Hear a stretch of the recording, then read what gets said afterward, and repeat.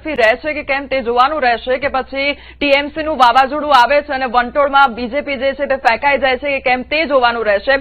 પિનિલભાઈ, આપની પાસે આ માંગીશ કે આ વખતની ચૂંટણીમાં ભ્રષ્ટાચાર અને સ્કેમને લઈને ઘણા બધા આક્ષેપો થયા, પરંતુ એ વચ્ચે આપની પાર્ટી જે કોંગ્રેસ પાર્ટી જે છે તે વિશ્વસનીયતા લોકો વચ્ચે કેવી રીતે સ્થાપશે?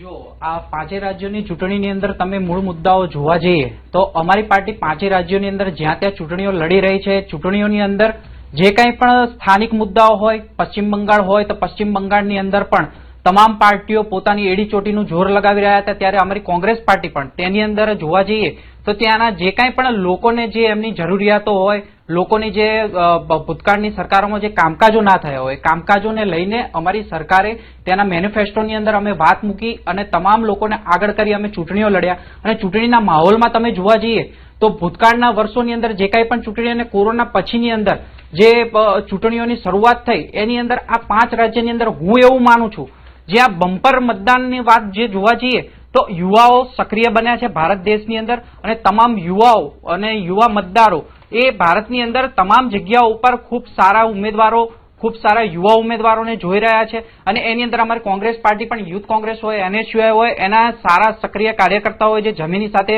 જોડાયેલા હોય તેવા ઘણા બધા ઉમેદવારોને લઈને અમે આ ચૂંટણીઓની અંદર ઉતર્યા છે. અમને વિશ્વાસ છે કે આ તમામ ચૂંટણીઓની અંદર અમે અમારી જે યુવાઓને ત્યાં હિન્દુ મુસ્લિમ કરતા બંગાળ અને બંગાળ સિવાયના એ જે વાત હતી કે જે બહારના છે પ્રદેશ, બંગાળ પ્રદેશ સિવાયના, એટલે હિન્દુઓમાં પણ 2 ભાગ પડ્યા હતા ગયા વખતે. પણ આ વખતે મને એવું લાગી રહ્યું છે જે પરિણામો આવે છે એ પ્રમાણે કે ભાજપ એ ભરોસો આપવામાં સફળ થઈ રહ્યું છે કે ભાઈ બધા હિન્દુ એક જ છે. બહારના યુપીના હોય, બિહારના હોય, ત્યાં કામ કરવા માટે આવ્યા હોય, ત્યાંના બંગાળી હિન્દુ હોય કે અહીંના બંગાળી હિન્દુ હોય, એ બધા એક જ છે. અને એક થઈને ભાજપ પર ભરોસો મૂકે એટલે એવું લાગી રહ્યું છે કે ભાજપ પર આ વખતે ભરોસો મુકાઈ રહ્યો છે. છતાં પણ એક વાત એ કહું કે ક્લીન સ્વીપ વાળી વાત નથી. તમને આશ્ચર્ય થશે, આ વખતે ઓછામાં ઓછા ઓપિનિયન પોલ થયા છે. અને એક જે એક્સાઇઝ જે એક જે કાયમ માટે જે પોલ આપતો હોય જેમણે આ વખતે આપવાનું જ માંડી વાળ્યું છે. અને એમણે જે રીઝન આપ્યું છે કે અમારી પાસે જે ડેટા અમે આપ્યા એ ડેટામાંથી 10માંથી 7 લોકો બોલવા જ તૈયાર નથી કે અમે કોને મત આપ્યો અથવા તો અમારું વલણ શું છે. આ પણ બહુ આ પહેલી વાર કોઈ ચૂંટણીમાં બનેલી આ ઘટના છે. અને મિસ્ટર ગુપ્તા એના જે CEO છે જે એમણે પોતે સ્વીકાર્યું કે આ પહેલું ઇલેક્શન એવું છે કે એમાં અમે અમારા ડેટા આપતા નથી. એનો અર્થ એવો થયો કે મતદાર કળવા દેવા માંગતો નહોતો કે અમે કોને મત આપીએ છીએ અથવા તો કહેવા માંગતો નહોતો. વોટેવર એવું પણ બની શકે. બિલકુલ. ઘનશ્યામભાઈ, અહીંયા મમતા બેનર્જીએ બહારની પાર્ટી આવી રીતે કહીને અનેક આરોપો બીજેપી ઉપર મૂક્યા છે, પરંતુ પરિણામોમાં અહીંયા કંઈ દેખાતું નથી. અત્યારે બીજેપી આગળ છે. પ્રાદેશિક પક્ષો એ ખાસ કરીને પ્રદેશની જનતાને એ રીતે જ ક્યાંક ઇમોશનલ બ્લેકમેલ અથવા ગુમરાહ કરતા હોય છે કે આ બહારના છે અને અમે તમારા છીએ. પણ તમે તમારા હોવા છતાં પણ જે ભ્રષ્ટાચાર, ત્યાં અનેક લોકો એના જેલમાં ગયા, અનેક લોકોને રાજીનામા આપવા પડ્યા TMCમાંથી, ત્યાં એમને જે રીતે મહિલા સુરક્ષા હોય, રાજમાં કાયદો વ્યવસ્થા હોય, ગુંડા બેફામ હાલતમાં. મને અહીંથી ઘણા એવા સમાચાર મળ્યા કે જે લોકો ગુજરાતમાંથી ગયા હતા, અમુક એમને જાનનું જોખમ હતું એવી હદે જ્યાં ગુંડાગીરી કરી. એક સંસદ સભ્ય એના સલામતી ગાર્ડ સાથે એની સલામતી ના હોય અને એને ભાગવું પડે જીવના જોખમ સાથે, આવી પરિસ્થિતિ જ્યાં ઊભી કરી. એ બંગાળની જે જનતા, જે એમાં ઘણા બંગાળ એટલે વિદ્વાન લોકો, સારા લોકોનું છે, કવિવર રવિન્દ્રનાથ ટાગોરની ભૂમિ છે, એવા લોકોને પણ હવે અનુભવ ત્યાં થયો કે આપણે પ્રાદેશિકવાદના નામે કોઈ ખોટા રીતે આપણને સમજાવીને કોઈ સંસ્કૃતિની રીતે ખોટી વાતો કરવી, માનુષ માટીની વાતો કરવી અને એના ઓઠા નીચે ભ્રષ્ટાચાર કરવો, પ્રાદેશિકવાદ ચલાવવો અને ક્યાંક ને ક્યાંક પોલરાઇઝેશન કરવું, ત્યાં બહારના લોકોને લાવીને મતો એમના લેવા અને એ જે રીતે એમને પહેલાં લોકોને ગુમરાહ કર્યા. પણ અંતે બંગાળની સમજુ પ્રજાને ખ્યાલ આવ્યો કે આ નુકસાન તો આપણા રાજ્યનું ને આપણું જ છે. આપણે રાષ્ટ્રીય ભાવના સાથે જોડાવું જોઈએ, જે ભારતીય જનતા પાર્ટીની નીતિ છે. પ્રથમ રાષ્ટ્ર અને રાષ્ટ્રની ભાવના સાથે, વિકાસની નીતિ સાથે જોડાવવું પડે. ફક્ત આપણે કોઈ આપણને પ્રાદેશિકવાદના નામે ગુમરાહ કરે કે રાજ્યની વ્યક્તિ બીજા બહારના છે, બહાર એટલે આ દેશ ભારત દેશ એક છે. ભારત દેશને ક્યાંય બીજાને બહાર ના ગણવા એ આ લોકશાહીનું અપમાન છે, આ સમગ્ર રાષ્ટ્રની જનતાનું અપમાન છે. બિલકુલ. અને ક્યારેક ક્યારેક કોઈ કોંગ્રેસ વાળા એમ કહેતા હોય કે આ લોકશાહીનું આ હનન છે, અપમાન છે, પણ એ કહેવું એ પણ રાષ્ટ્રની જનતાનું ને મતદારોનું અપમાન છે. કારણ કે આ દેશનો મતદાર સમજદાર છે, એને ખ્યાલ આવે છે કે ક્યારે આપણે શું કરવું અને આ દેશના હિતમાં કઈ દિશામાં જવું, કોની સાથે રહેવું, કોને મત આપવો, એ આ દેશના મતદારો કોઠાસૂઝવાળા છે. એટલે આ દેશની જનતા જે જનાદેશ આપે છે એને ભારતીય જનતા પાર્ટી સ્વીકારે છે. અને એમને આનંદ છે કે એ તામિલનાડુ હોય, કેરળ હોય કે પોંડુચેરી હોય કે આ વેસ્ટ બંગાળ હોય કે આસામ હોય, એની જનતા જે મતદાન કરીને જેને પણ છૂટશે એને અમે લોકશાહીના પર્વ તરીકે સમજીએ છીએ. બિલકુલ. પિનલભાઈ આપણી પાસે આવું, પરંતુ એ પહેલા દર્શકોને જણાવી દઈએ કે એક બાદ એક જે પરિણામો છે તે સામે આવી રહ્યા છે. પશ્ચિમ બંગાળની સ્થિતિ બીજેપી માટે અહીંયા કંઈક સારું વલણ લઈને સામે આવી છે. અનેક એવા મુદ્દાઓ છે કે જેને લઈને વિરોધ પ્રદર્શનો પણ થયા હતા, હિંસા થઈ હતી, પરંતુ તે બાદ જે રિઝલ્ટ સામે આવ્યું છે ટીવી સ્ક્રીન પર અમે આપને સતત બતાવી રહ્યા છે કે ક્યાં કઈ બેઠક ઉપર બીજેપી કે કોંગ્રેસ આગળ છે, અન્ય પાર્ટી આગળ છે, એની પડેપણની અપડેટ અમે આપને આપી રહ્યા છે. પિનલભાઈ, અહીંયા મારો સવાલ એ છે કે અન્ય પાર્ટીઓ સાથેનું ગઠબંધન આપને લાગે છે કે નિષ્ફળ ગયું છે પશ્ચિમ બંગાળમાં? નહીં, બિલકુલ નહીં. તમે જોવા જાઓ તો પશ્ચિમ બંગાળની એક રાજ્યની વાત નથી, 5 રાજ્યોની ચૂંટણીઓની વાત છે. પશ્ચિમ બંગાળની અંદર તો મેં મારી આ જ્યારે ડિબેટની શરૂઆત થઈ ત્યારે એ વાતની અંદર જ કહ્યું છે. મેં ભૂતકાળની અંદર ઉત્તર પ્રદેશની અંદર પણ આ રીતે ચૂંટણીના માહોલમાં ઉતર્યા હતા અને પશ્ચિમ બંગાળની અંદર પણ ઉતર્યા હતા. તમે ચૂંટણીના પ્રચાર પ્રસારની અંદર કેવી રીતે ઉતરો છો એના ઉપર આધારિત છે. તમે પહેલેથી નક્કી કરો કે પ્રદેશનો માહોલ ખરાબ છે, પ્રદેશનો માહોલ ખરાબ છે, એટલે ત્યાંની જનતાએ પરિવર્તન તો નક્કી કર્યું હતું. મતદાન પણ યુવાઓએ સારા માર્ગે કર્યું, સારા ઉમેદવારોને જોઈને મતદાન કર્યું છે. શરૂઆતી રુઝાન છે, જેમ જેમ આગળ વધીશું તેમ તેમ તમામ ચૂંટણીના પરિણામો સ્પષ્ટ થશે. પશ્ચિમ બંગાળની અંદર વાત કરીએ તો અમારી પાર્ટીએ સંપૂર્ણપણે અમે ચૂંટણી લડવાની તમામ સીટો ઉપર નક્કી કર્યું અને ચૂંટણીની અંદર અમે ઉતર્યા પણ છીએ. એની અંદર અમે તો ચૂંટણીને અને તમામ ત્યાંના રાજ્યની જે જનતાઓના પ્રાણ પ્રશ્નો હતા એ મુદ્દાઓને આધારિત અમે ચૂંટણીની અંદર ઉતર્યા. ત્યાંના અમે કોઈ પણ જે વિખવાદ હોય કે જે કાંઈ પણ ત્યાંના પ્રદેશના માહોલ બગાડવાની વાત હોય એની અંદર અમે ક્યાંય અમે ધ્યાન નથી આપ્યું.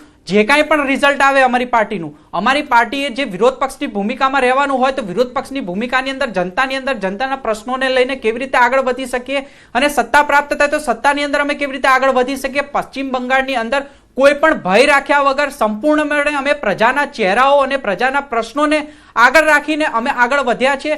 લોકશાહીની વાત કરવામાં આવે તો દિવસે ને દિવસે માહોલ ખરાબ કેવી રીતે થાય છે એ તમામ ગુજરાતની જનતા હોય કે તમામ દેશની જનતા હોય, તમામ લોકો જાણે છે કે કઈ રીતના માહોલો ઊભા કરવામાં આવે છે. ક્યાંય કોઈ પ્રદેશની અંદર ભયનો માહોલ આપણે જ ઊભો કરતા હોય છે. ક્યાંય કોઈ એવું જનતા ત્યાંનો કે ઈચ્છતી નથી હોતી કે અમારા પ્રદેશનો માહોલ બગડે, પરંતુ જે કાંઈ પણ વાત હોય તમામ 5 રાજ્યોની અંદર અમારી પાર્ટી ખૂબ સારું પ્રદર્શન કરી રહ્યા છે અને 3 રાજ્યોની અંદર તો અમારી ગઠબંધનની સરકાર ખૂબ સારી રીતે આગળ પણ વધી રહી છે, સરકાર બનાવવા જઈ રહી છે. અને અસમની વાત કરીએ તો અસમની અંદર પણ અમારા સંગઠન અને સંગઠનના તમામ જે કાંઈ પણ ત્યાંના રાજ્યોના પ્રશ્નો અને સારા ઉમેદવારોની સાથે અમે ચૂંટણીની અંદર સંઘર્ષ પણ કર્યો છે અને તમામ જનતા આધારિત પ્રશ્નોને આગળ રાખીને અમે ચૂંટણીની અંદર જે રીતે અમે ચૂંટણી લડ્યા તેની અંદર અમને પૂરેપૂરો વિશ્વાસ છે કે 5 રાજ્યોની અંદર અમારી પાર્ટીને ખૂબ સારી સફળતા મળશે. બિલકુલ. અને દર્શકોને એ પણ જણાવી દઈએ, પશ્ચિમ બંગાળથી અત્યારે જે અહેવાલ સામે આવ્યા તેમાં બીજેપી આગળ ચાલી રહ્યું હોવાની વિગતો છે. આસામમાં પણ બીજેપીને સારી એવી 69 સીટ મળી છે, કોંગ્રેસ 19 સીટ ઉપર છે. ટીવી સ્ક્રીન પર અમે સતત સચોટ આંકડા અમે આપને બતાવી રહ્યા છીએ. સૌથી ઝડપી પરિણામ ન્યૂઝ 18 ગુજરાતી ઉપર આપ જોઈ રહ્યા છો. ટીએમસી 109 બેઠકો ઉપર છે, જ્યારે બીજેપી 119 બેઠકો ઉપર અત્યારે આગળ છે. પુડુચેરીમાં પણ ખરાખરીનો જંગ જામ્યો છે, પરંતુ અહીંયા જે બમ્પર મતદાન થયું હતું 5 બેઠકો ઉપર જે મતદાન થયું હતું એ દર્શાવે છે કે આ વખતે ચોક્કસથી કોઈ પરિવર્તન છે કે જનતાએ પછી વિકાસના મુદ્દાઓને જ ધ્યાન રાખ્યા છે. નરેશભાઈ, અહીંયા ભવાનીપુર સીટની ખાસ અહીંયા વાત કરવી છે કે નંદીગ્રામ જેવી સિચ્યુએશન જે સર્જાઈ હતી, રોમાંચ હતો, એ આ વખતે જોવા મળી રહ્યો છે. આ વખતે પણ એ જ પરિસ્થિતિ છે. ગયા વખતે એમાં મમતાજી હારી ગયા હતા એ આપણને ખબર છે અને અત્યારે પણ આપણે જેને કાંટે કી ટક્કર શબ્દ વાપરીએ એ ચાલી રહ્યું છે. પણ મને એવું લાગે છે કે એક સીટ તો એક બધાને રસપ્રદ બને એના માટેની હોય છે. પણ મને એવું લાગે છે કે પૂરા બંગાળનું જે રિઝલ્ટ જે આવી રહ્યું છે એ રિઝલ્ટમાં ભાજપનું જે એકદમ માઇક્રો પ્લાનિંગ છે અને ખાસ કરીને ગયા વખતની ચૂંટણીમાં એમણે જે કરેલી ભૂલો છે. ભાજપમાં શું હોય છે કે એમણે ભૂલો કરી પણ એ ભૂલોને બીજા વખતે સુધારી લે છે. કોંગ્રેસ માટે મુશ્કેલી એ છે કે બીજા વખતે સુધારી શકતી નથી અથવા તો સુધારવા માગતી નથી, વોટેવર, એને કારણે એમના રિઝલ્ટમાં ફરક પડતો નથી. ભાજપે ગયા વખતે ત્યાં કૈલાસ વિજયવર્ગીયને ઇન્ચાર્જ બનાવ્યા હતા પશ્ચિમ બંગાળની ચૂંટણી માટેના. એ આઉટસાઇડર્સ ગણાયા. એમણે મહેનત બહુ જ કરી, ખૂબ મહેનત કરી અને ભાજપના પૂરા દેશભરના કાર્યકર્તાઓ ત્યાં એકઠા થયા. આ વખતે એમણે ભૂલ સુધારી. આ વખતે તમે જુઓ બીજા રાજ્યોમાંથી બહુ જ ઓછા કાર્યકર્તાઓ ગયા હશે પણ એ લોકો ફિલ્ડમાં નથી. ક્યાંય તમને કલકત્તાની શેરીમાં કે રસ્તા ઉપર કે ક્યાંય તમને દેખાય નહીં. એ લોકો ક્યાંક ને ક્યાંક પ્લાનિંગમાં હશે પણ બહાર ન દેખાય. એવી સ્થિતિ ઊભી કરી કે બાંગ્લાની લડાઈ બાંગ્લાવાસી જ લડે, ભાજપના બાંગ્લાના કાર્યકરો જ લડે, ભલે પછી ટીએમસીમાંથી આવ્યા હોય, કોંગ્રેસમાંથી આવ્યા હોય, એ વસ્તુ છે. બીજી વાત એ છે કે આ વખતે હુમાયુ કબીરની એક આખો મુદ્દો અત્યારે કોઈ ચર્ચામાં જ નથી, પણ એ પોલરાઇઝેશન કરવાની જે કોશિશ કરવામાં આવી પણ એ છેલ્લી ઘડીએ આખું પાસું ફેલ ગયું. એ મમતા માટે હોય, ભાજપ માટે હોય કે ઓવેસી માટે હોય. તો આવા બધા પરિબળો છે એ અસર ન થયા. માત્ર અસર શું થઈ, એક ઘૂસણખોરોની વાત એ બરોબર ત્યાંના લોકોના મગજમાં ઉતરી ગઈ. બીજું, બાંગ્લાદેશમાં 1 વર્ષ પહેલાં જ જે યુવા ક્રાંતિના નામે જે કંઈ સ્થિતિ અરાજકતા સર્જાઈ એની અસર સૌથી વધુ નજીકના સ્ટેટ તરીકે પશ્ચિમ બંગાળને જ થાય. એટલે ત્યાંના લોકોને વધારે સ્થિતિની ખબર હતી કે બાંગ્લાદેશીઓની શું સ્થિતિ છે, અહીંયા જે લોકો રહ્યા છે એની શું સ્થિતિ છે. એટલે મગજમાં એક આ વાત ઉતરી. બીજી વાત એ છે કે ઘૂસણખોરોની સાથે સાથે નરેન્દ્ર મોદી અને અમિત શાહ બે વાત કરતા કે ભાઈ બધી જગ્યાએ ડબલ એન્જિન સરકાર છે. આ એક ભાજપે કોઈન કરેલો એક શબ્દ છે કે ભાઈ સેન્ટ્રલમાં અમે છીએ, જો સ્ટેટમાં પણ તમે હશો તો એનો તમને ફાયદો મળશે. તમારી અમે ગ્રાન્ટ મોકલીએ છીએ તો મમતા રોકી રાખે છે. હવે જુઓ કેટલી રોકી રાખે છે, નથી રોકી રાખતા, એ સંશોધનનો વિષય છે. આ તો જે રાજકીય આક્ષેપબાજી થઈ રહી છે એના સંદર્ભમાં હું વાત કરી રહ્યો છું. તો લોકોના મગજમાં ઉતર્યું કે ભાઈ કેન્દ્ર સરકાર જે કરોડોની ગ્રાન્ટ મોકલે છે પણ મમતા બેનર્જી વ્યક્તિગત દ્વેષને કારણે કે ભાજપ સાથેના વ્યક્તિગત રાજકીય મતભેદોને કારણે એ નથી પહોંચતી. એવી વાત જ્યારે આવે તો લોકોને મગજમાં એવું આવ્યું કે ભાઈ વાત તો સાચી છે, કેન્દ્ર અને સ્ટેટ ગવર્મેન્ટ બંને એક હશે તો એનો ફાયદો વિકાસને મળશે જ. એને કારણે પણ અત્યારે આપણે જે રિઝલ્ટ જોઈ રહ્યા છીએ, બીજેપી અત્યારે ટીએમસીથી આગળ જઈ રહ્યા છે. હજી તો આ બધા રુઝાન છે, આગળ જતા ઘણા બધા એટલે પરિણામ જેમ જેમ ધીમે આવશે એમ ચિત્ર સ્પષ્ટ થતું થશે. નરેશભાઈ, એ સવાલ મને એ પણ છે કે સૌથી વધારે 39 થી વધારે ટકા એટલે કે 50% જેટલી મહિલા વોટર્સ છે પશ્ચિમ બંગાળમાં. આ વખતે એવું લાગે છે કે એ મહિલા વોટર્સે મમતા બેનર્જી નહીં પરંતુ બીજેપીનો સાથ આપ્યો છે કારણ કે સુરક્ષાનો મુદ્દો છે ત્યાં. ના, સ્વાભાવિક છે કે આ વખતે એમણે, અને બીજું છેલ્લા 5 વર્ષમાં મહિલાઓના અત્યાચારના સંદર્ભમાં અને એવા બધા ઘણા બધા બનાવો બન્યા છે જે મીડિયામાં ચમક્યા છે.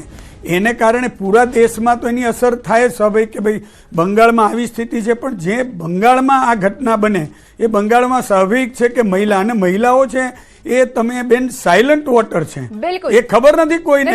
તમિલનાડુના સમાચાર જનતાને જણાવી દઈએ. પરિણામ અહીંયા સામે આવી ગયા છે. અભિનેતા વિજયની પાર્ટી ટીવીકે આગળ હોવાની વિગતો અહીંયા મળી રહી છે. તમિલનાડુના પરિણામને લઈને અહીંયા મોટા સમાચાર. જેમ જેમ રિઝલ્ટ સામે આવી રહ્યા છે તેમ તેમ ચિત્ર સ્પષ્ટ થઈ રહ્યું છે. જે 5 રાજ્યની વિધાનસભાની ચૂંટણી થઈ રહી છે તેમાં સચોટ આંકડા અમે આપની પાસે પહોંચાડી રહ્યા છે. તમિલનાડુના અત્યારે પરિણામ સામે આવ્યા છે અને એમાં અભિનેતા વિજયની પાર્ટી ટીવીકે આગળ હોવાની વિગતો છે. વિનલભાઈ, અહીંયા એક સવાલ મને થાય કે કેરળમાં જે દબદબો જોવા મળે છે, આખરે એવા કયા મુદ્દાઓ છે કે જ્યાં અન્ય પાર્ટી હજુ સુધી નથી પહોંચી શકી? જો અમુક રાજ્યોની વાત કરીએ તો એની અંદર તમામ 5 રાજ્યોની અંદર જનતા તો સ્પષ્ટ અને સ્વચ્છ ચહેરાઓને તો માનતી જ હોય છે કે ત્યાંની ચૂંટણીની અંદર તે સારા ચહેરાઓ જીતીને આવે.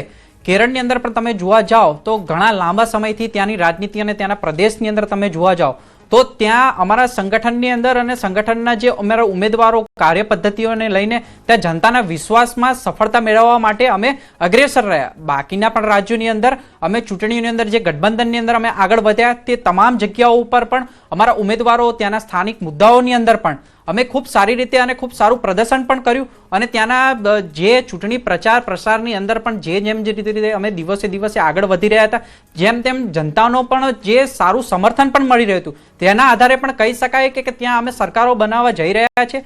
સાથે સાથે બીજા પણ 2 રાજ્યોની અંદર અમે ખૂબ સંઘર્ષની પરિસ્થિતિઓની અંદર પણ અમે કોઈ પણ બીજી વાત મૂક્યા વગર કે કોઈ એવી વાત મૂકીને કે અમારી પાર્ટીને કે શોર્ટ ટર્મ માટે ફાયદો થઈ જાય તેવી નહીં, પરંતુ જે કાંઈ પણ પરિણામ આવે તેને ડર્યા વગર અને લાંબા ગાળા માટે સ્વચ્છ રાજનીતિની અંદર અમે સારા પ્રશ્નો અને જનતાના પ્રશ્નો અને સંગઠનની અંદર સારા ઉમેદવારો, યુવાઓની પણ માંગ હતી કે અમને યુવાઓ ઉમેદવારો મળે.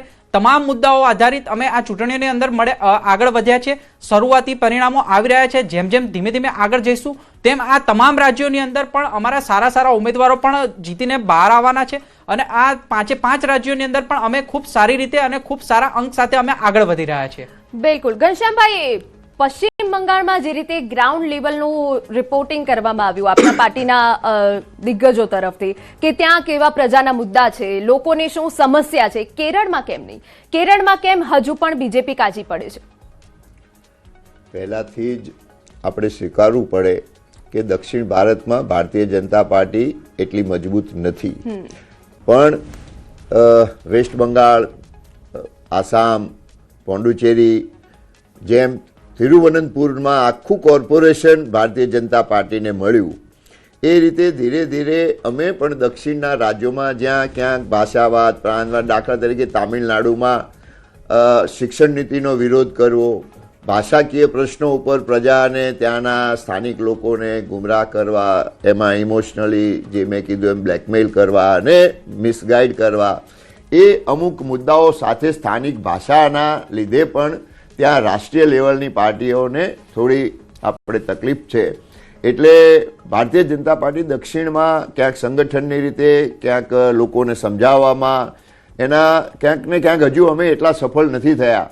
પણ જેમ જેમ દેશને, લોકોને, પ્રાંતોમાં બીજે ખબર પડે કે સ્થાનિક પાર્ટીઓ એ ખાલી એમની વારસાગત પેઢીઓ ચલાવવા માટે, એમના અંગત હિત ચલાવવા માટે એ પ્રાદેશિક પાર્ટીઓ ચાલે છે. એમાં તમે જુઓ ધીરે ધીરે બિહાર ગયું, મધ્ય મહારાષ્ટ્ર ગયું, એ જ રીતે ક્યાં બીજે પણ આ વારસાગત શાસનો ચલાવતા હતા પેઢીગત પેઢી, એવા લોકોએ હવે ફગાઈ દીધા છે. એમ આ અમે દક્ષિણ ભારતમાં પણ ધીરે ધીરે અમારો વોટ શેર વધી રહ્યો છે.